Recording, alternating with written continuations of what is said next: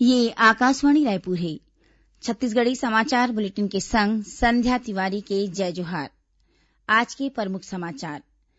केंद्रीय मंत्रिमंडल ह 14 खरीफ फसल बर न्यूनतम समर्थन मूल्य ल मंजूरी दिन। किसान मन ल अब फसल के लागत के 50 ले 83% जादा कीमत मिलही।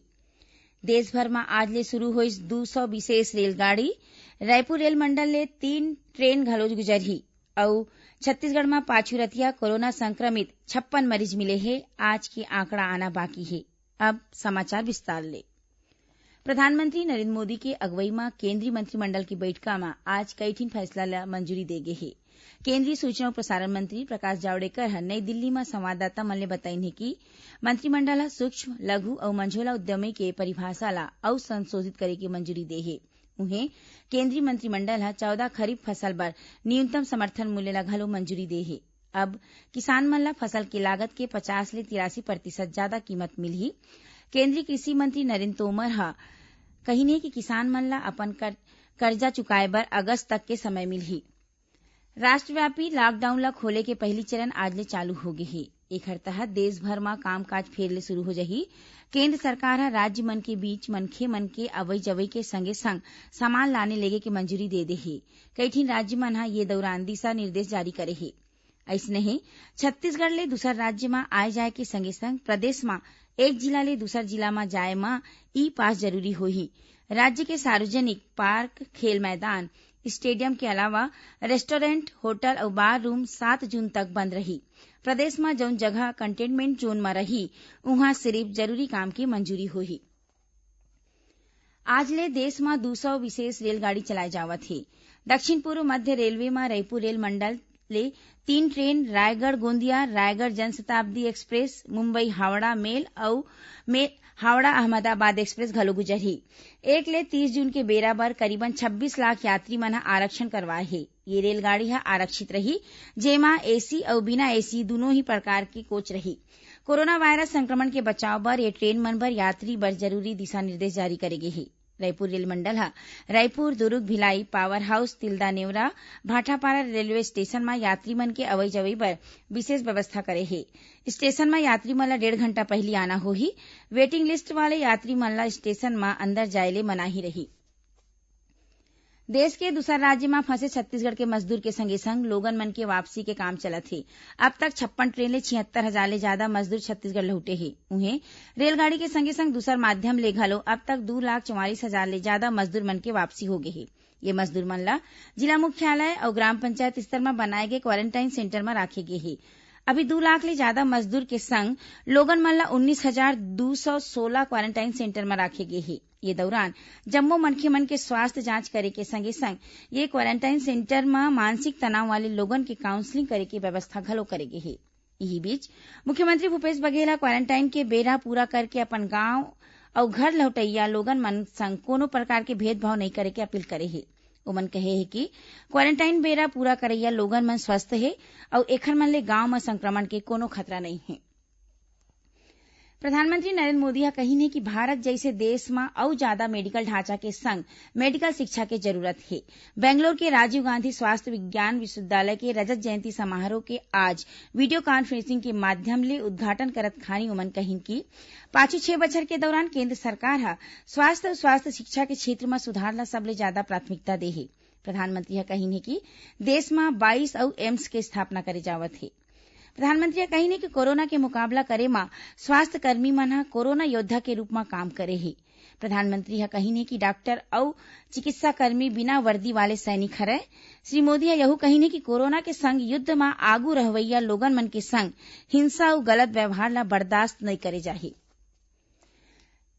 छत्तीसगढ़ी समाचार बुलेटिन आप मन आकाशवाणी रायपुर ले सुनत हव। छत्तीसगढ़ के खबर ले है आपके वास्ता और खबर के विश्वसनीयता ले है हमार वास्ता। आकाशवाणी समाचार रायपुर के प्रादेशिक समाचार बुलेटिन के संगे संग हमार समसामयिक कार्यक्रम आप रेडियो के संग अपन मोबाइल में घलो सुन सकत हव। आकाशवाणी समाचार फेसबुक, ट्विटर और यूट्यूब में घलो हावय। हमार फेसबुक पेज हरे Chhattisgarh news on AIR, Twitter handle CGAIR news और हमार यूट्यूब चैनल हरे छत्तीसगढ़ AIR न्यूज।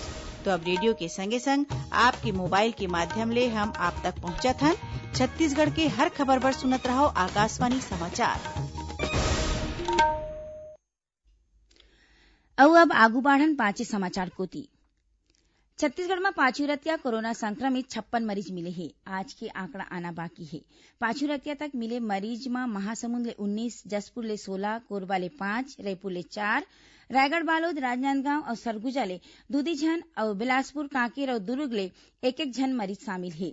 एमा ले ज्यादातर प्रवासी मजदूर आए जोन मन ला क्वारंटाइन करे गे रहिस। राजधानी रायपुर में इतवार के फाफाडी के कुम्हारपारा, देवेंद्र नगर के सेक्टर 5, दौंदे खुर्द और देवपुरी में कोरोना संक्रमित मरीज मिले हैं। पाछू प्रशासन ह 4 ठिन इलाका ला कंटेनमेंट जोन घोषित कर दे हे और अवई जवई में रोक लगा दे हे। उन्हें जरूरी सेवा के डिलीवरी प्रशासन के माध्यम ले करे जाही। यही बीच प्रदेश में 12 झिन मरीज मन ला ठीक होए के बाद अस्पताल ले छुट्टी दे दे हे। अब प्रदेश में कोरोना संक्रमित सक्रिय मरीज की संख्या 388 हो गई है। आकाशवाणी रायपुर के प्रादेशिक समाचार एकांश डहर ले कोरोना महामारी ले निपटे बर करे जावत प्रयास ऊपर प्रसारित होवैया विशेष कार्यक्रम कोरोना से जंग जनता के संग के प्रसारण काली नहीं करे जाए। ये कार्यक्रम के प्रसारण अब सिर्फ हफ्ता में शुक्रवार के दिन होही। ये विशेष कार्यक्रम के अवैया कड़ीला शुक्रवार 5 जून के बिहिनिया 10:30 बजे प्रसारित करे जाही। इला छत्तीसगढ़ स्थित आकाशवाणी के जम्मू केंद्र एके संगरारी लेकर ही महासमुंद जिला ले होवत गरियाबंद जिला में पहुंचे हाथी मन के झुंड जिला मुख्यालय के तीर पहुंच गए हैं। मिले खबर के मुताबिक 17 हाथी मन के दल ये बेरा हरदी और कोचवाय गांव के तीर तखार में है। जेला भगाए बर परसुली क्षेत्र के वन विभाग की टीम लगे है। प्रदेश में पाछू 24 घंटा के दौरान हुए आने हादसा में 4 झिन लोगन के मौत हो गई। उन्हें 9 झिन लोगन घायल हो गए हैं। रायगढ़ जिला के चंदाई गांव में रसोई गैस सिलेंडर फटे ले 1 झिन माई लोगिन समेत 2 झिन लइका के मौत हो गए। मिले खबर के मुताबिक माई लोगिन अपन दोनों लइका के संग रंधनी खोली में रही से यही दौरान अचानक गैस सिलेंडर फट गए। घटना में तीनों के मौकच में मौत हो गई। बताया जाते कि यह घटना में घर में राखे सामान जर के राख हो गए। एती दुर्ग जिला में मनियारी गांव के तीर शिवनाथ नदी में बुड़ेले 1 झिन मनखे के मौत हो गए। बताया जावत है कि ये मनखे अपन 5 झिन दोस्त के संग नहाए बर नदिया में गे रही से नहाए के दौरान मनखे गड्ढा में चल दिस और बुड़े ले ओखर मौत हो गई। ओती जांजगीर चांपा जिला के सिलादेही गांव के तीर एक ठिन कार के अंते तंते होके पलटे ले 3 झिन लोगन घायल हो गए। उन्हें 26 मजदूर मन ला लेके कोलकाता ले मुंबई जावत बस राजनांदगांव के रेवाडीह के तीर पलट गई। ये हादसा में 6 झिन मजदूर घायल हो गए। राज्य सरकार भारतीय पुलिस सेवा के 3 झिन अधिकारी के प्रभार में फेरबदल करे है। जारी आदेश के मुताबिक वरिष्ठ पुलिस अधीक्षक शेख आरिफ हुसैन ला उप पुलिस महानिरीक्षक आर्थिक अपराध अन्वेषण ब्यूरो और संचालक लोक अभियोजन के उपरहा प्रभार सौंपे गए हैं। उन्हें अतिरिक्त पुलिस महानिदेशक गुरजिंदर पाल सिंह ला पुलिस मुख्यालय में पदस्थ करे गए हैं। ऐसने ही नेहा चंपावत ला गृह विभाग के विशेष सचिव नियुक्त करे गए हैं। खबर के मुताबिक नेहा चंपावत छत्तीसगढ़ की पहला महिला विशेष गृह सचिव हो ही। ओमन 2004 बैच के भारतीय पुलिस सेवा के अधिकारी आए। मानसून देश के केरल राज्य में पहुंच गए हैं। मौसम विभाग बताया है कि अवैया 48 घंटा में अरब सागर तक बने दबाव के चक्रवात में बदले के अनुमान है। एखर असर ले केरल और लक्षद्वीप में ज्यादा वर्षा हुई और तेज हवा चली। यही बीच ओडिशा ला लेके पूर्व मध्य प्रदेश और छत्तीसगढ़ तक बने द्रोणिका के असर ले अवैया 24 घंटा के दौरान छत्तीसगढ़ के उत्तरी और मध्य भाग में हल्का ले मध्यम वर्षा होए के संभावना है। उन्हें 1-2 जगह में गरज चमक के संग हवा करे चले और गाज गिरे के चेतावनी घलो दे गए है। आखिर में प्रमुख समाचार एक घाव फेर। केंद्रीय मंत्रिमंडल हा 14 खरीफ फसल बर न्यूनतम समर्थन मूल्य ला मंजूरी दिन। किसान मन ला अब फसल के लागत के 50 ले 83% ज्यादा कीमत मिलही। देश भर में आज ले शुरू हुई 200 विशेष रेलगाड़ी। रायपुर रेल मंडल ले 3 ट्रेन घलो गुजरही।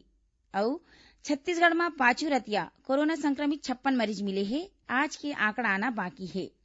एक संग छत्तीसगढ़ी समाचार बुलेटिन इहे सिरावत है। जय जोहार।